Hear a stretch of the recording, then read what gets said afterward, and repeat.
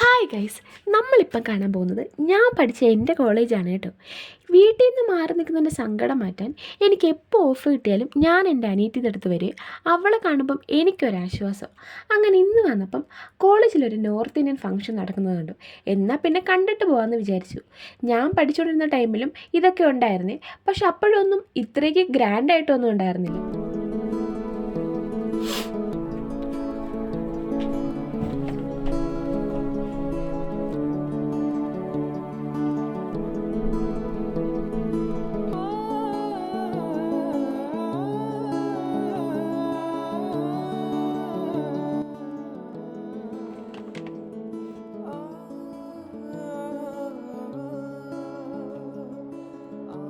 ഞാൻ പഠിച്ച അതേ കോളേജിൽ തന്നെ കേട്ടോ എൻ്റെ അനിയത്തിയും പഠിക്കുന്നത്.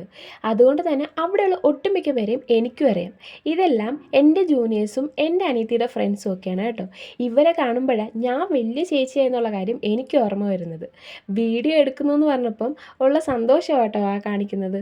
നമ്മൾ പഠിച്ചുകൊണ്ടിരിക്കുന്ന സമയത്ത് ഇതുപോലുള്ള കുഞ്ഞു കുഞ്ഞു ഫങ്ഷൻസൊക്കെ നമുക്ക് തരുന്ന ഹാപ്പിനെസ് ഭയങ്കര വലുതാണ്. പുതിയ ഡ്രസ്സ് ഇടാനും നന്നായിട്ട് ഒരുങ്ങി നടക്കാനും ഒക്കെ പറ്റുന്ന അവസരം ആരെങ്കിലും പാഴാക്കും?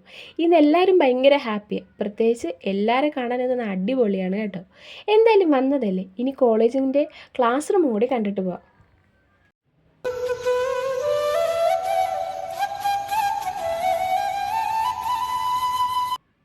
ഇതാട്ടോ എൻ്റെ ക്ലാസ് റൂം.